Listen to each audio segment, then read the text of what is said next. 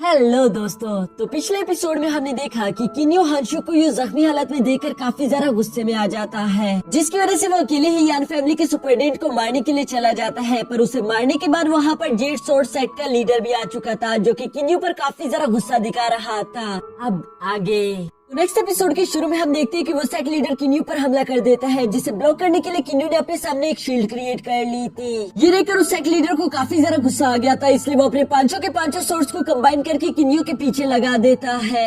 किन्यू भी बहुत ही तेजी के साथ मूव करते हुए उस तलवार से अपना पीछा छुड़वाने की कोशिश करता है, पर जब वो तलवार उसका पीछा नहीं छोड़ रही थी तो किन्यू को भी मजबूरन अपनी पपेट सोर्ड को बाहर निकालना पड़ा था, और उसकी वजह से हम देखते हैं कि वहाँ पर एक बहुत बड़ा ब्लास्ट हो जाता है, जो देखकर वो जेड सोर्ड सेट का लीडर काफी ज्यादा घबरा गया था, क्योंकि अब किन्यू के साथ उसके सोल पपेट भी आ चुका है, जो कि हम जानते हैं कि बहुत ज्यादा पावरफुल है। यहाँ पर वो सोल पपेट आते साथ ही वहाँ पर मौजूद सेट लीडर के बाकी के क्लोज को बड़ी तेजी के साथ मूव करते हुए जान से मार देता है, जिसके बाद किन्यू ने भी अपने सोर्ड का इस्तेमाल करके उस सेट लीडर को जान से मार दिया था, और उस सेट लीडर की बॉडी से बहुत तरह के ट्रेजर भी बाहर निकल कर आ जाते हैं। यहाँ वो सेट लीडर मरने से पहले किन्यू से कहता है कि तुमने ये बिल्कुल भी अच्छा नहीं किया, इसकी वजह से तुम और तुम्हारे सारे चाहने वाले मारे जाएंगे। दूसरी तरफ सेट लीडर के भाई को भी ये खबर मिल चुकी थी कि मेरे भाई को एक किन्यू नाम के शख्स ने मार दिया।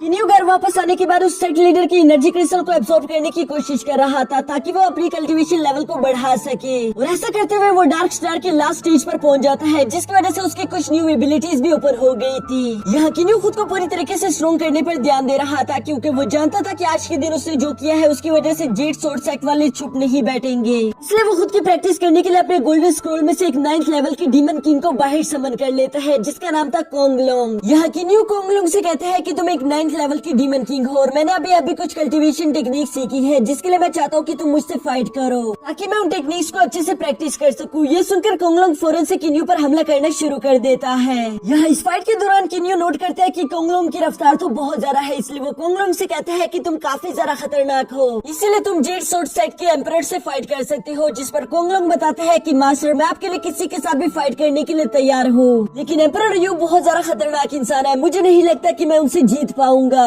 साथ ही वो यहाँ पर किन्यू को मौन करते हुए कहते हैं कि मास्टर, अभी के लिए आप जिस लेवल पर मौजूद है, मुझे नहीं लगता कि आप भी उसे हरा पाएंगे। ये बिल्कुल वैसे ही होगा जैसे एक अंडे और पत्थर को आपस में टकराया जाए, इसलिए मैं आपसे कहना चाहूंगा कि आपको भी उनसे पंगा नहीं लेना चाहिए। जिस पर किन्यू जवाब देते हैं कि ये सब सोचने के लिए बहुत ज्यादा देर हो गई। इसके बाद हम लोग 1 साल बाद का सीन देखते हैं, जहाँ किन्यू खुद से कह रहा था कि बहुत वक्त हो चुका, लेकिन अभी तक मेरी मुलाकात हाफी और सेबल से नहीं हो पाई, मुझे कुछ भी करके अपने भाइयों को ढूंढना होगा। और वो ये कहते साथ ही अपने पास से एक मैप निकाल लेता है, जिस पर वो कहता है कि फेरीलैंड तो बहुत ज्यादा बड़ा है, मुझे मालूम नहीं कि आखिर मैं उन लोगों को कहाँ पर ढूंढूंगा। तभी अचानक वहाँ पर किन्यू के असिस्टेंट और हांशु भी आ जाते हैं, जो कि किन्यू के पास आते साथ ही हांशु फौरन किन्यू के सामने झुक गया था। वो किन्यू से कहता है कि मास्टर, मुझे माफ कर देना, मैं आपके किसी भी काम नहीं आ पाया, ना तो मैं आपके लिए वो मैप ला पाया हूँ, ना मैं आपकी और कोई मदद कर पाया। जिस पर किन्यू मुस्कुराते हुए उसे सिर्फ देख रहा था। साथ ही साथ यहाँ पर किन्यू देखता है कि हांशु अपने गोल्डन एलेक्सर स्टेज पर पहुँच चुका है, यानी कि उसने दिन रात मेहनत करके खुद की कल्टीवेशन पर ध्यान दिया होगा।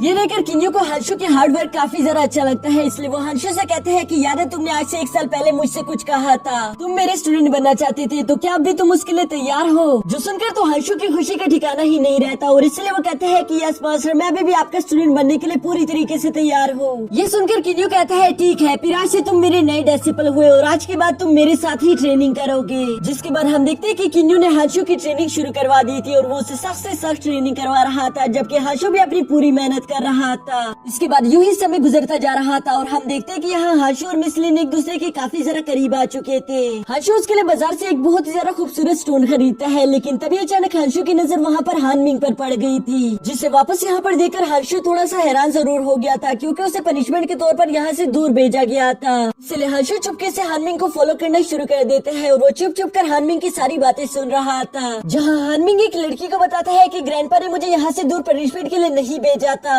बल्कि उन्होंने यहाँ से मुझे दूर भेजा था क्योंकि ये सब उनके प्लान में शामिल था। वो सिर्फ किन्यू का भरोसा जीतना चाहते थे, ताकि वो किन्यू को पूरी तरीके से खत्म कर सके। ये सुनकर वो लड़की कहती है कि आप इस तरह की बातें क्यों कर रही हो, हम जानते हैं कि किन्यू को कोई भी खत्म नहीं कर सकता। और साथ ही साथ आपके ग्रैंडपा ने कहा था कि हमें किन्यू का पूरी तरीके से ख्याल रखना चाहिए, इससे पहले कि वो गुस्सा हो जाए। जिस पर हानमिंग कहते हैं कि नहीं नहीं, ये तो हमारे ग्रैंडपा की सिर्फ एक चाल थी, वो तो किन्यू को सिर्फ एक चाकू की तरह इस्तेमाल कर रहे थे, ताकि ताकि वो यान फैमिली को खत्म करके जेड सोर्ड सेट में अपनी जगह ले सके। ये सुनकर हर्षो को सब समझ आ जाता है, इसलिए वो अपने ग्रैंडपा की बातें सुनने के लिए भी अपने सोल आई का इस्तेमाल करता है, जहाँ वो देखते हैं कि उसके ग्रैंडपा जेड सोर्ड सेट के नए लीडर के साथ बातें कर रहे थे और वो नया लीडर यहाँ पर उसके ग्रैंडपा को बताता है कि किन्यू को पकड़ने के लिए 3 एल्डर्स आ रहे हैं। साथ ही साथ वो लोग अपने साथ एक बहुत बड़ी आर्मी भी लेकर आ रहे हैं, जिसके बाद वो लोग किन्यू को पकड़कर जान से मार डालेंगे। और इस काम में मिंग हान तुम हमारी मदद कर रहे हो, इसलिए हम तुम्हारी लू फैमिली को एक बहुत बड़ा इनाम देंगे। ये सब सुनकर तो हर्षो बहुत ज्यादा घबरा गया था। साथ ही साथ वो सोचता है कि मुझे कुछ भी करके अपने मास्टर की हिफाजत करनी होगी, इसीलिए वो सबसे पहले जाकर मिस लिन से मुलाकात करता है, जहाँ वो उसे वो स्टोन देते हुए कहते हैं कि तुम्हें मुझ पर भरोसा करना होगा। मैं चाहता हूँ कि आज की शाम तुम मास्टर किन्यू के साथ मेपल स्टार को छोड़कर चली जाओ, हो सके तो मैं भी वहाँ पर आने की कोशिश करूँगा, पर अगर मैं वहाँ वक्त पर ना आ सका तो तुम लोग मेरा इंतजार नहीं करोगे, मुझसे वादा करो कि तुम यहाँ से चली जाओगी। और ये कहने के बाद हर्षो सीधा भागता हुआ यहाँ किन्यू के पास भी आ जाता है, लेकिन वो किन्यू को इस बारे में कुछ नहीं बताता कि मैंने क्या क्या सुना, बल्कि वो यहाँ पर किन्यू से कहता है कि मास्टर मैं आपके लिए एक बुरी खबर लेकर आया हूँ। असल में आपने जेड सोर्ड सेट के लीडर को जान से मार डाला है, जिसकी वजह से एम्परर युआ पर बहुत ज्यादा गुस्सा है और मेरे ग्रैंडपा को ये बात बिल्कुल भी पसंद नहीं आ रही। वो डर रहे हैं कि कहीं वो हम पर हमला न कर दे, इसलिए मेरे ग्रैंडपा चाहते हैं कि प्लीज आप ये स्टार छोड़कर चले जाएं, नहीं तो आपकी वजह से हम लोगों की जान भी खतरे में आ जाएगी। और जहाँ तक आपकी और मेरी बात है तो मैं आपसे और ज्यादा कुछ नहीं सीखना चाहता, क्योंकि आपने मुझे ऑलमोस्ट सब कुछ सिखा दिया है। मैं जानता हूँ कि ये सब बहुत ज्यादा एम्बैरेसिंग है, लेकिन मुझे माफ कर देना, मेरे पास और कोई रास्ता नहीं। जिस पर किन्यू कहते हैं नहीं नहीं कोई बात नहीं, मुझे लगता है कि वैसे भी मैंने यहाँ पर काफी ज्यादा वक्त गुजार लिया, इसलिए अब मुझे भी यहाँ से चलना चाहिए। और यहाँ से जाने से पहले किन्यू कहता है कि याद है मैंने तुमसे एक बार कहा था कि मास्टर तुम्हें कुछ आर्टिफैक्ट और वेपन्स देंगे। और ये कहने के बाद किन्यू अपने पास से कुछ ट्रेजर निकालकर हर्षु को दे देता है। यहाँ इन ट्रेजर्स को लेने के बाद हर्षु बड़ी तेजी के साथ जाकर किन्यू से कहते हैं कि मास्टर आपने मुझसे ये भी कहा था कि आप मुझे हेवन ब्रेकिंग सोर्ड आर्ट भी सिखाओगे,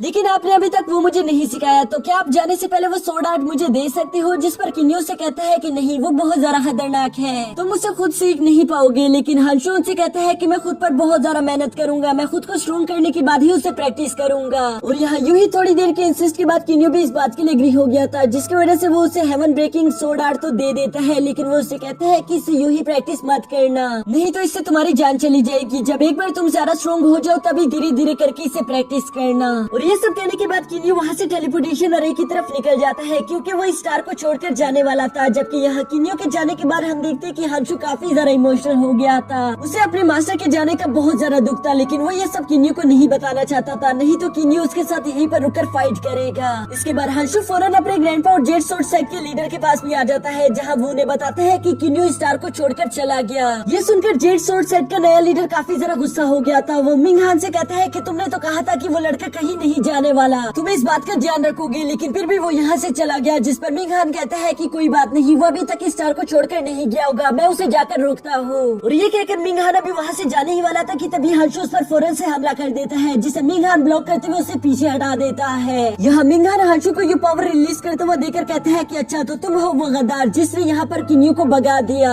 हर्षु ये सब सुनकर अपने ब्लड डीमन टेक्निक का इस्तेमाल करना शुरू कर देता है, जिसकी वजह से उसका ऑरा पिंक कलर का हो चुका था। लेकिन ये टेक्निक बहुत ही ज्यादा खतरनाक है, अगर वो इसका इस्तेमाल करेगा तो वो यहाँ पर मारा जाएगा। वो भी ये बात अच्छे से जानता था, लेकिन वो अपने मास्टर के लिए कुछ भी करेगा, इसलिए वो यहाँ पर इन लोगों से कहता है कि यहाँ पर चाहे कुछ भी हो जाए, हमें से कोई भी इस जगह को छोड़कर नहीं जाएगा, फिर भले मुझे उसके लिए अपनी जान ही क्यों ना देनी पड़े। यहाँ ये सब कुछ तो चल ही रहा था, जबकि दूसरी तरफ हम किन्यू को देखते हैं जो कि टेलीपोर्टेशन अरे तक पहुँच जाता है। वहाँ पर मिस लिन भी पहले से उसका इंतजार कर रही थी। वो किन्यू से कहती है कि हर्षु आपके साथ नहीं आया, जिस पर किन्यू कहते हैं नहीं भला वो मेरे साथ यहाँ पर क्यों आएगा। और यहाँ मिस लिन किन्यू को सारी बातें बता देती है, जो सुनकर किन्यू समझ चुका था कि हर्षु जरूर मुझसे कुछ छुपा रहा है, इसलिए वो बड़ी तेजी के साथ वापस हर्षु को देखने के लिए जाता है। लेकिन वो वहाँ पर जैसे ही पहुँचता है वो देखता है कि हर्षु की हालत बहुत ज्यादा खराब हो चुकी है। और बाकी की स्टोरी तो हम लोगों ने फर्स्ट एपिसोड में ही देख ली थी, जहाँ आने के बाद किन्यू वहाँ पर मौजूद हानमिंग और मिंग हान दोनों को जान से मार देता है। इसके बाद हम यहाँ पर देखते हैं कि किन्यू काफी ज्यादा इमोशनल होने के साथ साथ काफी ज्यादा गुस्से में भी था। वो अपनी सोर्ड का इस्तेमाल करके वहाँ पर जेड सोर्ड सेट के नए लीडर को भी जान से मार देता है।